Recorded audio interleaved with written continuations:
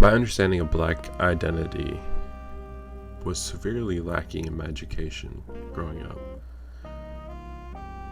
I definitely didn't know more than the face value of what we've dealt with 400 years ago, being slaves and the social justice movement.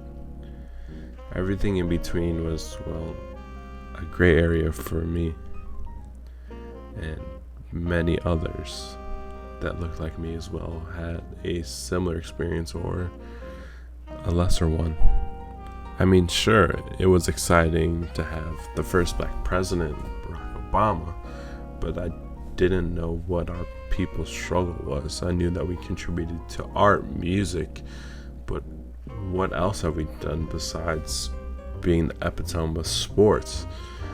Yeah, it felt great that we accomplished so many things, but what was it really? Don't get me wrong, I knew about Dr. Martin Luther King and the social justice movement and all the great things he's done. I also knew about Malcolm X. Well, not the typical Malcolm X, but the Spike Lee depiction of Malcolm X. However, my school did have required watching of Roots. I always knew there was more. Allies, do you hear me? Allies, do you hear me? Allies, can you hear me? Because sometimes when Black people speak, it feels like you're not listening. Sometimes when Black people speak, it feels like you're not listening. So allies, do you hear me? I think the product of the George Floyd protests was finally allowing us to be heard, but it felt lackluster in a sense of real action wasn't being done within our government.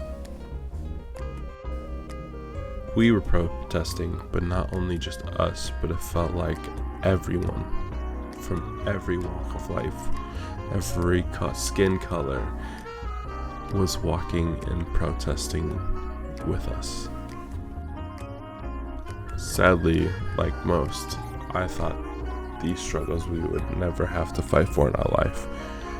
We had already had a social justice movement, but it didn't feel like we were progressing and we had regressed. I do think that the most powerful message that we could convey is that we are finally together, standing up for what we believed in. And no matter who you were, you thought enough was enough. People. Power to the people. Power to the people. My understanding of Black identity in the United States truly has evolved with this class. It's not just been shaped by historical movements or events. It is now intertwined with cultural expressions, social movements, and just the endless opportunities that we can have.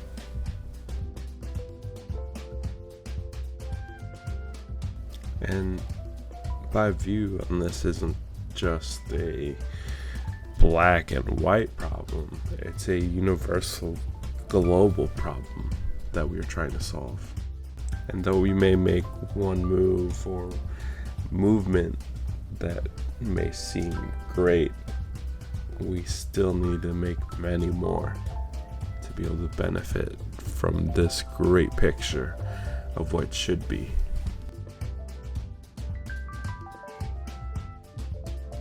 At the end of the day, we just want to be able to love who we love and support them as much as we can.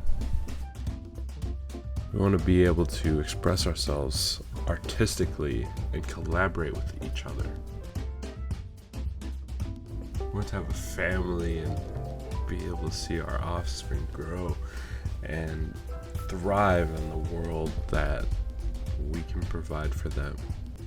Though it may take many years to see this sort of change benefit them, it is worth doing.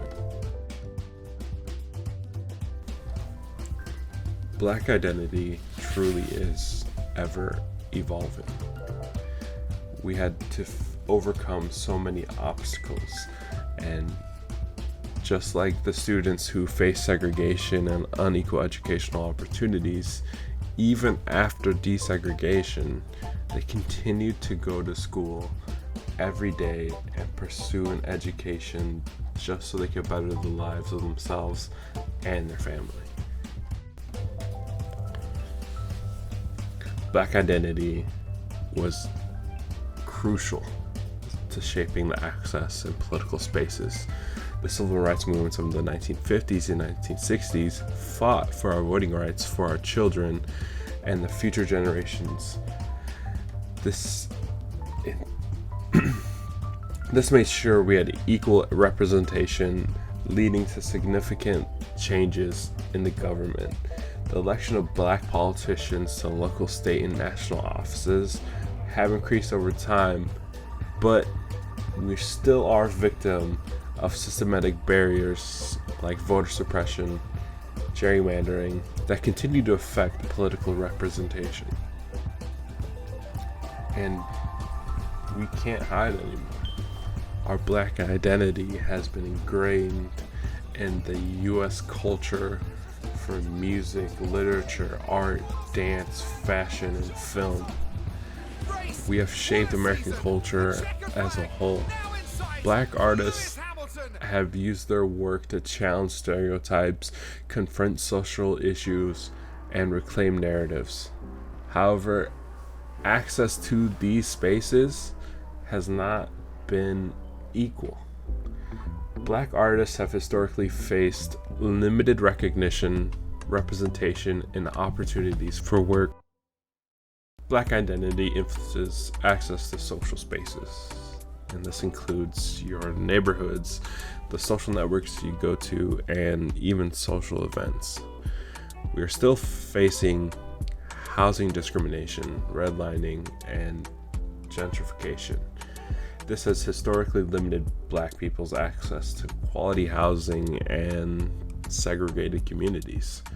Our social networks and events can also be shaped by racial dynamics, as black individuals may face exclusion or even microaggressions in predominantly white spaces. Now, we are still trailblazing a path for our future generations to be able to succeed without as much trouble as we did.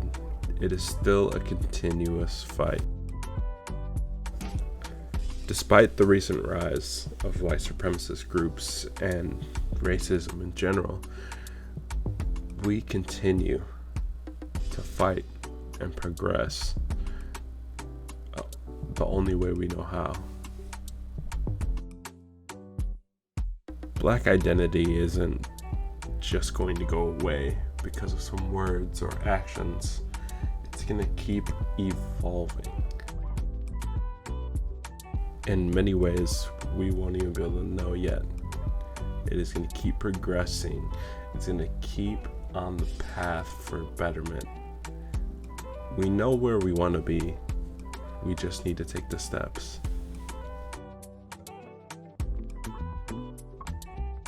Our black identity isn't defined by Black Lives Matter or who was slain this day by police violence or even gang violence. It is the scientists, the astronauts, the nurses, the doctors, the many different athletes that little kids idolize. It is us. It is black. It is beautiful. And it is amazing. Mr. Police, how are you? Just like your clothes, you make me blue. I look both ways, I cross the street. There was no one around, how did you see me? I take the ticket, Mr. Police.